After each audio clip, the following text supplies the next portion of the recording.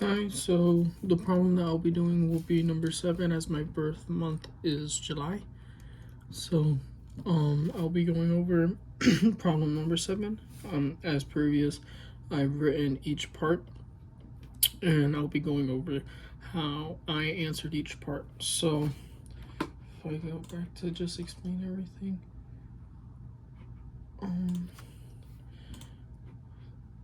So for number 7,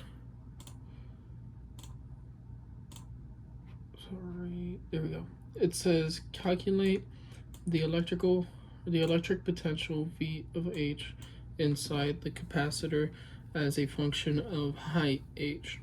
Take the potential at the bottom plate to be 0.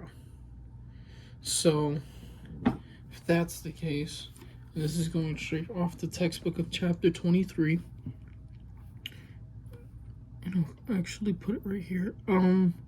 Delta V is just going to equal V final minus V initial. Initial being the bottom of the plate, and it says take it to be 0. We just need to focus on delta V equaling V final. Now, as I mentioned, in part of the textbook, chapter 23 explains that V is equal to U over the initial charge. So then if we go more in depth, it also states that U is equal to the charge times E, and then instead of Y, which U really just equals the mass times gravity times the height or the displacement, we're going to use H since we're trying to find the height. And that's going to be over the charge. Charges will cancel, leaving you with E times H. Moving on to part B. Calculate the electron's potential energy, U of H initial, neglecting gravitational potential energy. So, same aspect as I mentioned before from chapter 23, we get that U is equal to the charge times V. Now up top we were able to determine V itself is equal to E of H, so we're going to substitute Q initial times E times H. And now we put it in terms of U of H initial, which at that point on the figure that it gives us, H sub 0 is going to be negative QE.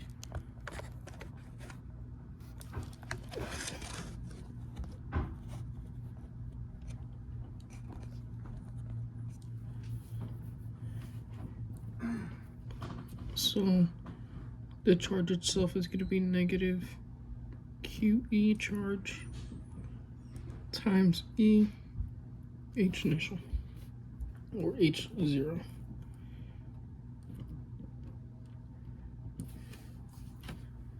Alright. For part C, it says calculate, or it says the electron having been filled or held at height H of 0 is now released from rest. Calculate its speed V when it reaches the top of the plate. So just H sub 1, which is just the top height. Now, in this aspect,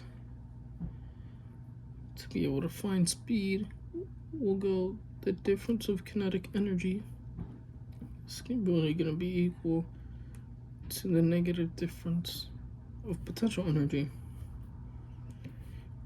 And as it says, the speed is from rest. We're only worried about the final speed.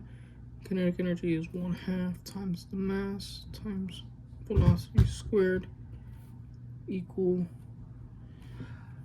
to the negative, and we're going to be using the U up here. It's going to be negative QE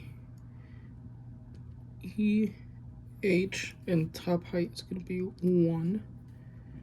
And then we're going with the initial height that it says, so minus, and again it's a negative QE times EH0.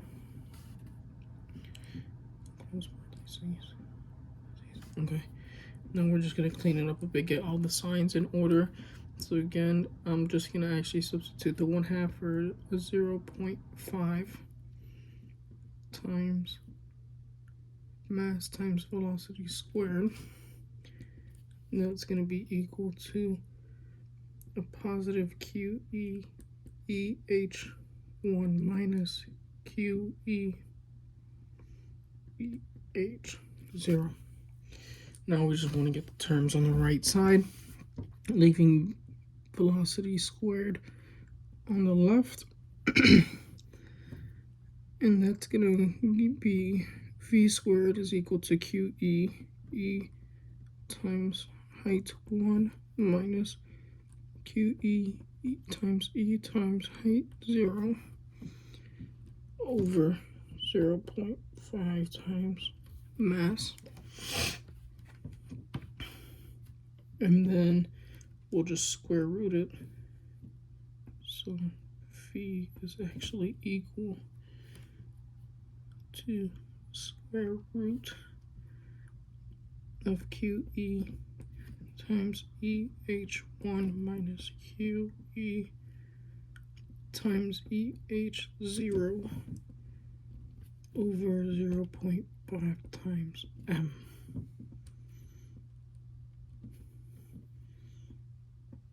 And that's going to be our answer. That one. Okay, for part D it says, imagine a particle that has 3 times the mass of the electron. All other quantities given above remain the same. What is the ratio of the kinetic energy K heavy that this heavy particle would have when it reaches the upper plate to the kinetic energy Ke that the electron would have? So that is the ratio of K heavy over Ke. Now for this, part D,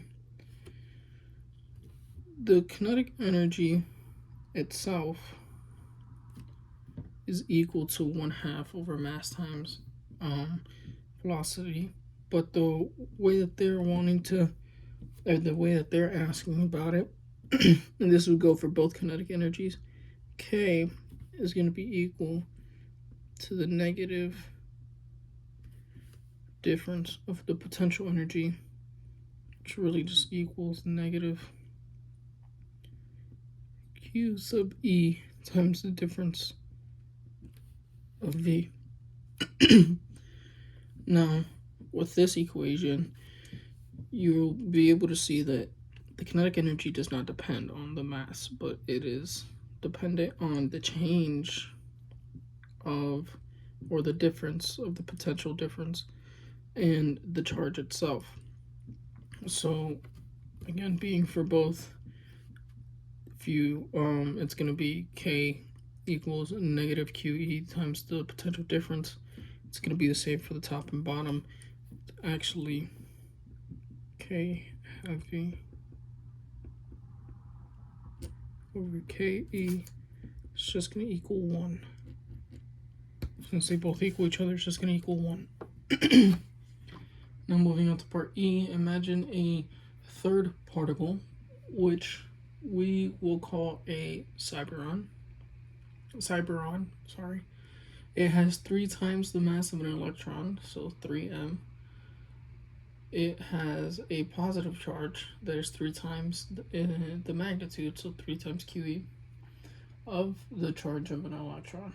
What is the ratio of the speed, v sub c, that the cyberon would have when it reaches the upper plate after being released from rest at a point h sub o to the speed v sub e that the electron will have. That is what is v sub c over v e. Now, for this part, because it has positive instead of a negative charge, the Cyberon will accelerate downward toward the lower plate. So really, the answer is going to be none of the above.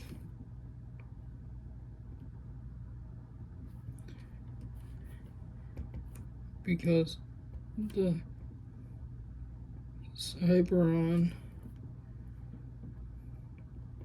will never reach